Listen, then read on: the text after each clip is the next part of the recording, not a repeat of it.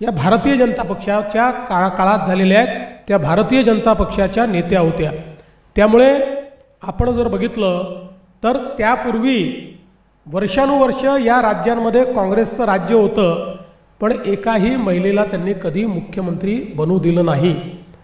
म्हणून आज एक गोष्ट निश्चित आहे की हे जे पक्ष आहेत यांच्याकडे कुठलाही प्रतिवाद नाही।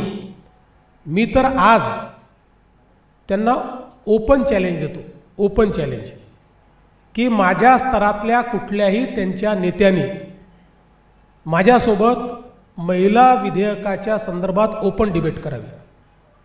ओपन डिबेट की याच्यामध्ये काय चूक आहे, या पद्धतीत काय चूक आहे, याच्यावर ओपन डिबेट करावी। ते करणार नाहीत, करू शकत नाहीत। केवळ मुजोरी करायची आणि पळून जायचं हे जे काही यांनी सुरू केलेलं आहे, याच्या विरुद्ध देशभरात आणि महाराष्ट्रात आता महिलांचं एकत्रीकरण आम्ही करणार आहोत। मी तर त्याच्यानंतर खूप भाषणात बघितले, खूप लोकांच्या बाई की स्तर असा असला पाहिजे। मी तेच सांगते ना की हे नको, ते नको, ते नको। आता कुठला स्तर पाहिजे माहित नाही, आम्ही पण 5 वेळा निवडून आलेलो आहे।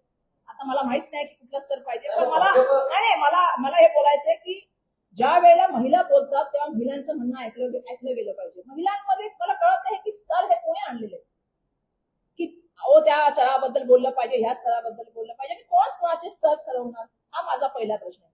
मुख्यमंत्र्यांना तुम्ही प्रश्न विचारले ना, अरे बाबा तुम्ही तर एवढे मोठे नेते आहात, तुमच्या पक्षाचे नेते आहात, तर आमची अपेक्षा आहे की शक्ती कायदा मंजूर आला ना, का आणला नाही 3 वर्षामध्ये मंजूर करून? मी तर प्रश्न विचारले, त्याचं उत्तर द्या।